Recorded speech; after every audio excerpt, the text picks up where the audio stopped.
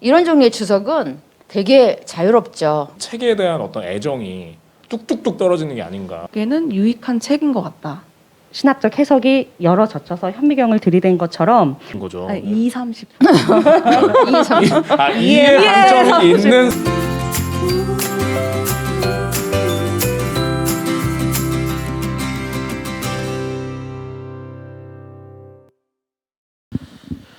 네, 2007년부터 시작된 차별금지법 제정 노력이 올해로 14년째 이어지고 있습니다.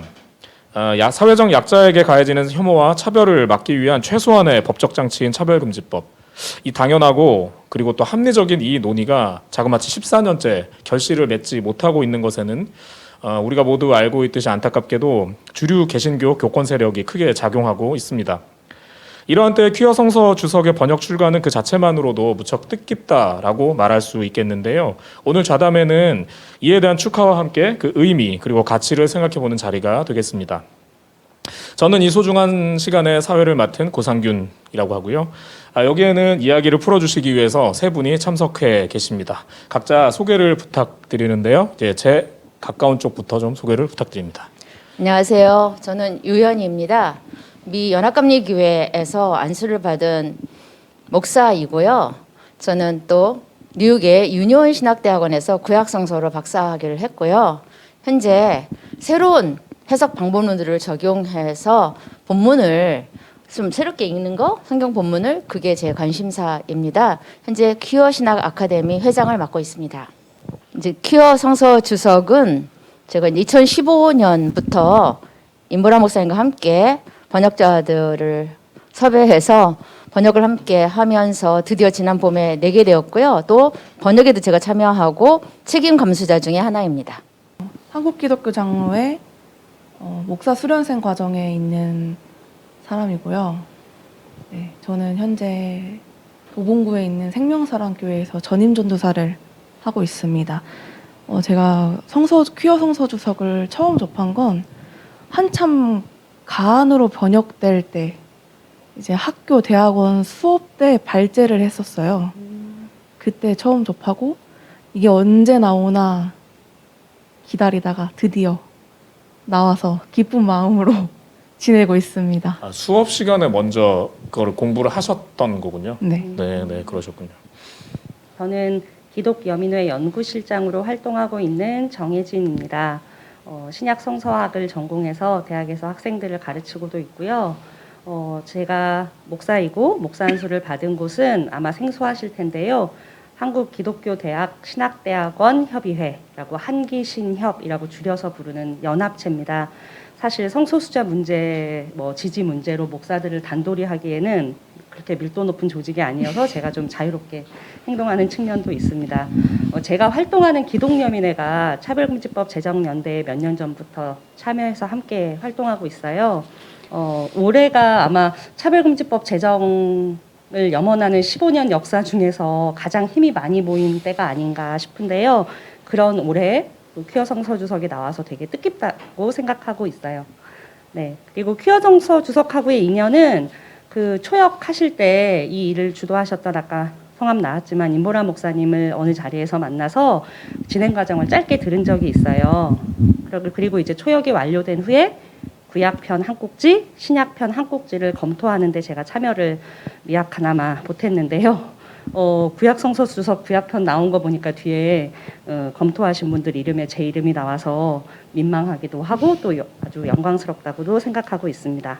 예, 이렇게 일부러 이렇게 세 분을 모으셨는지 모르겠습니다만 아무튼 굉장히 이렇게 이런저런 인연이 있는 분들이 이렇게 모이게 돼서 참 오늘 얘기가 풍부해지지 않을까 싶습니다. 세 분의 소개와 말씀을 들어보니까 교단도 아까 이렇게 말씀드리면서 감리교단이라고 말씀하셨고 또 기장이라고도 말씀하셨고 그러니까 교단도 좀 다르신 것 같고 그리고 책에 대한 그 접한 것도 공부를 하시면서 학자로 접하기도 하고 또 학생으로 만나기도 하고 감수자로 만나기도 하고 그러니까 배경이나 이야기도 좀씩 다르네요. 근데 그렇다면 번역자로 독자로 혹은 신학자로 이렇게 자연스럽게 입장을 나눠서 이 책에 대한 말씀을 주시는 것이 가능하지 않을까 싶습니다. 자, 그러면 먼저 책을 가장 먼저 우리 중에 접한 분이시죠. 번역자의 말씀을 한번 먼저 들어볼까 하는데요. 유 선생님께서는 왜 이 책을 번역해야겠다고 결심하셨습니까? 예, 원래 개인적으로 이제 관심은 있었죠. 제가 섬겼던 교회 안에도 퀴어 교인들이 있고 했으니까요. 근데 이 책이 2006년에 나왔을 때 새로운 해석이니까 당연히 누구나 학자라면 관심을 가지고 재밌겠다, 배워야지 그런 관심이 있잖아요. 거기다가 내용을 좀 읽어보니까 흥미로운 게 많아서 이런 게 번역되면 더 많은 한국 사람들이 접할 수 있겠다 싶었어요.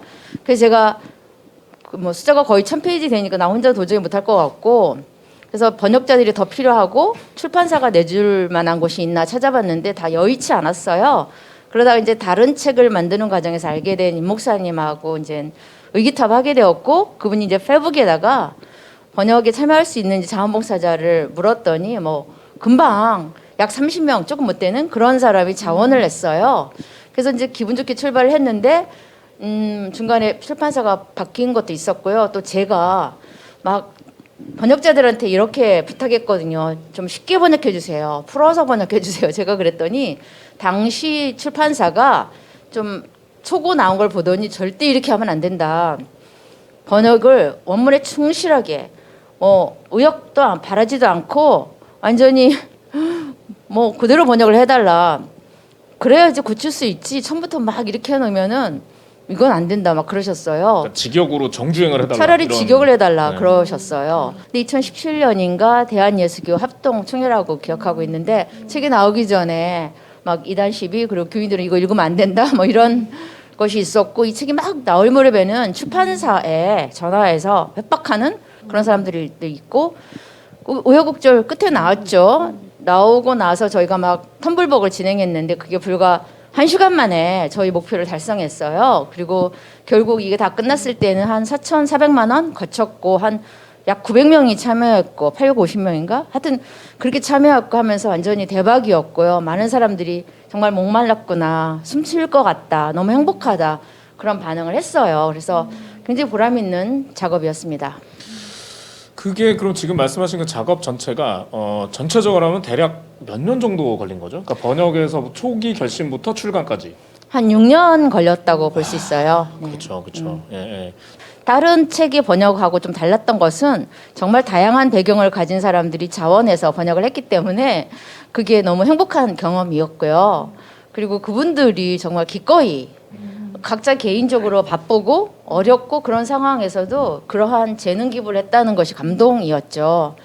이 책을 지금 뭐 이렇게 좀 일부러 슬쩍 보시는 분들도 있고 아니면 아직 못 보신 분도 있을 텐데요. 이 방송을 보시는 분에게 이 책은 어떤 것이고 어떤 내용이다를 좀 짧게 말씀 주신다면 어떨까요?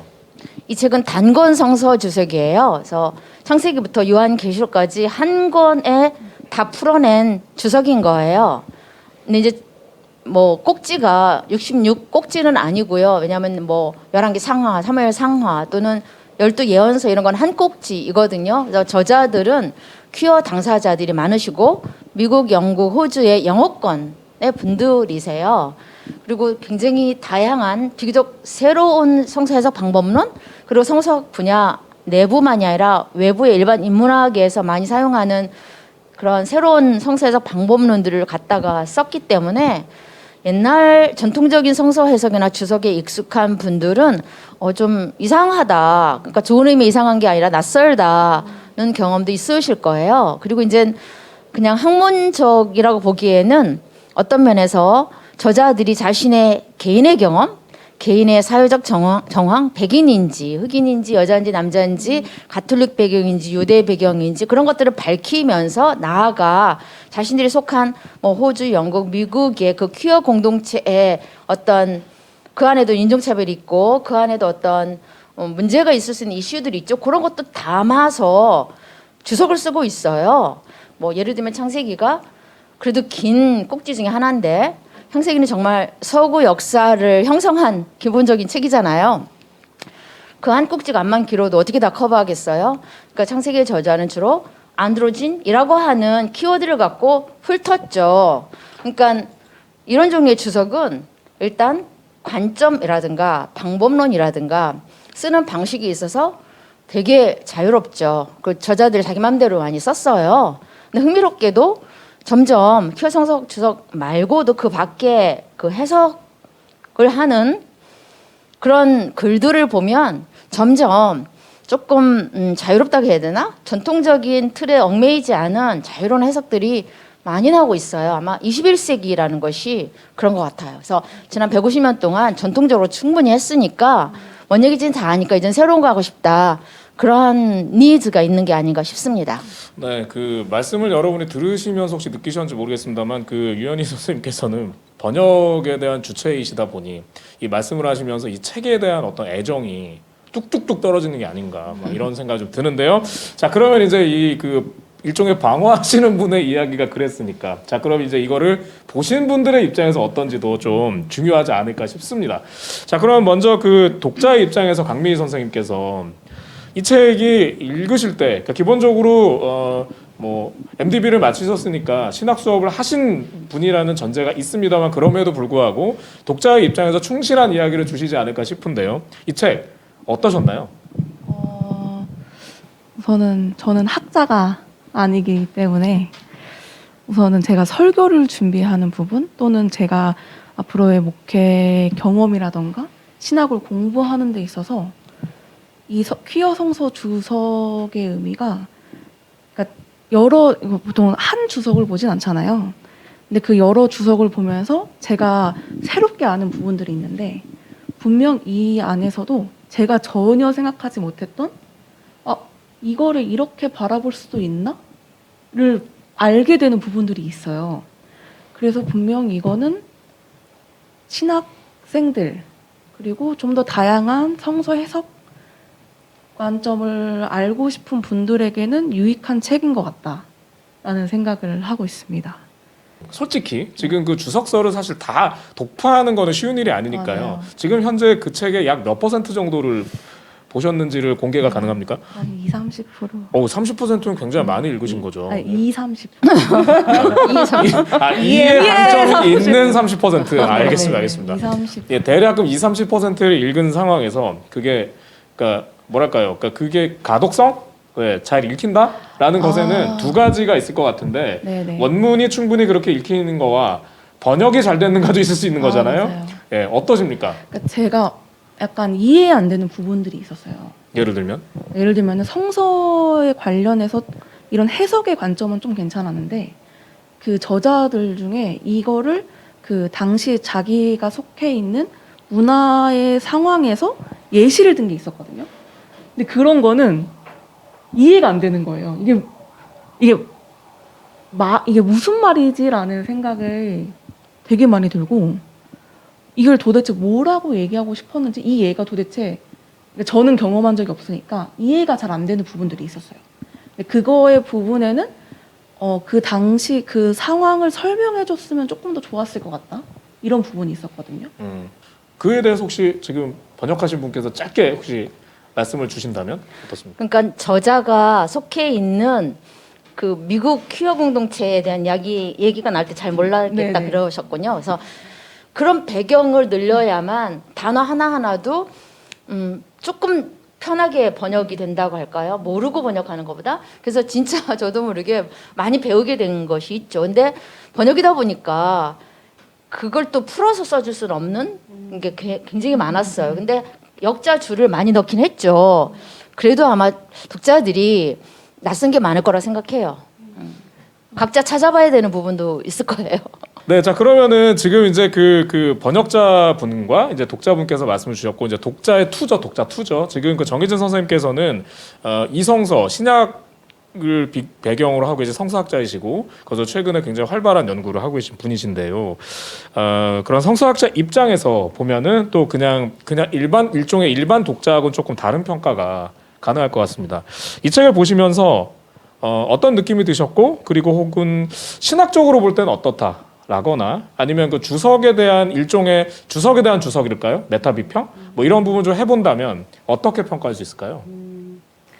아까 이제 유현희 선생님께서 퀴어 성서 주석은 단권 주석이다. 성서 전체를 한 권에 주석하는 책이다라고 말씀하셨는데 사실 이런 시도가 처음은 아니고 여성 신학적 주석도 이런 형태로 나온 적이 있어요. 이제 사실 제가 그 번역에도 참여를 했었는데 그 번역을 제가 하면서 여성들을 위한 주석이라는 게 여성의 경험에 근거해서 여성들의 존엄을 지지하는 방식으로 성서를 해석해가는 과정이거든요. 그러니까 그 과정에는 본문이 여성을 제대로 담아내지 못하면 비판하기도 하고, 또 기존의 성서 해석이 너무 관심을 갖지 않았거나 아니면 다수자의 경험에서 여성의 경험을 오해했거나 왜곡하면 새롭게 조명하는 그런 해석들이죠. 그런데 퀴어 성서 주석도 딱 의의가 그런 거죠. 그런데 이제 퀴어 성서 주석은 여성이라는 범주가 아니라 LGBT 등의 다양한 성적 소수자들의 경험을 반영하는 성서 해석이라는 점인 건데요. 그런데 제가 이제 퀴어 성서 주석을 가지고 강의를 할 기회는 없었지만 여성 성서 주석을 가지고 강의를 해보면 교회에서 남성 목회자들이 해석한 성서 여성 인물들에 대한 이야기만 듣다가 눈이 새로 띄었다 이렇게 하시는 분들이 많아요. 근데 퀴어 성서 주석도 저는 한 40-50% 읽었습니다. 예, 저는 4의 방점이 있는 40-50% 정도 읽었는데요. 아까 2의 방점이 있었고 지금 4의 방점이 있고요. 퀴어 성서 주석도 그런 점에서 눈이 번쩍 뜨이는 면이 있었어요. 물론 지금 말씀하신 것처럼 낯선 부분이 되게 많아요. 제가 그 퀴어 하위 문화를 모를 때 굉장히 낯선 부분도 있는데 여성의 경험도 남성들이 읽으면 다 이해 못하는 그런 경험인 것처럼 퀴어도 그런 면이 있는 것 같고요. 저한테는 주류 성서 해석이 들어가 보지 않았던 틈새를 여성 신학적 해석이 열어 젖혀서 현미경을 들이댄 것처럼 퀴어 성서 주석도 또 이제껏 해온 다른 성서 주석들이 해오지 못한 점을 또 한번 해체해서 열었다라는 그런 삼중에 개방되는 그런 경험을 저는 했다고 생각해요. 그래서 예를 들어서 최근에 이제 룻기 부분을 열심히 읽었는데 이 나오미와 룻의 관계를 레즈비언 관계로 생각하고 또 보아스와 룻이 함께 낳은 아들과 함께 꾸리는 그 세 성인의 가족을 그 퀴어들이 함께 이루는 대안적. 그러니까 지금 현실의 법에서는 허용하지 않는 아니면 그 현실의 법에서 용인하는 방식으로 가족을 꾸리는 어떤 새로운 가족 공동체 같은 형태 그렇게 해석했는데 너무 신선하고 설득력이 있었고 또 과거 성서 본문에 역사적으로 그 시대의 문화 안에서 해석하는 그 차원으로도 의미가 있지만 우리 21세기를 살아가는 현대의 다양한 가족 구성들을 돌아보면서 이거 성서와 대화하는 이런 것도 굉장히 의미가 있었다고 생각을 해요. 다만 이제 지금 말씀드린 것처럼 퀴어 하위 문화를 모를 때 또 특히 이 배경에 이 학자들이 다 얘기하지 않은 배경 이론들이 또 있어요. 유토피아 이론이라든지 뭐 캠프 이런 거 얘기 나왔는데 캠프는 역주로 친절하게 설명을 해주셨어도 제가 잘 이해가 안 가서 캠프 관련해서는 이게 무슨 어디서 어느 나라 말인지부터 시작해서 막 찾아봤거든요. 그랬더니 배경에 뭐 수잔손탁 이론도 나오고 많이 나오더라고요. 그러니까 그런 거는 찾아가면서 공부하는 맛이 있는 거고 물론 이해가 안 되는 부분들이 있겠다. 그런데 여성 성서 주석도 그랬으니까 이거는 과정이겠다라고 저는 생각을 합니다. 네. 자, 아마 여러분들이 보시면서 느끼셨겠지만 번역자로부터 독자에 이르기까지 여기 계신 분들은 사실 이 책에 대해서 굉장히 애정이 있는 분들입니다. 그래서 이게 되게 이 비평을 해달라고 말씀을 드려도 이렇게 칭찬 일색인 이렇게 해서 저 비평할 수 있는데. 네, 그거 잠깐 제가 기회를 드리겠습니다. 예. 이렇게 좌담회를 이렇게 칭찬 일색인 좌담회를 이렇게 하는 걸 그러면 어떤 분들께서 혹시 이걸 보시다가 유튜브로 뭐야 이거 자기네끼리 북치고 장구 치는 거 아니야? 뭐 이렇게 말씀하실 분들도 있을 것 같아서 세 분께 다소 이 논쟁적인 질문을 드려보도록 하겠습니다.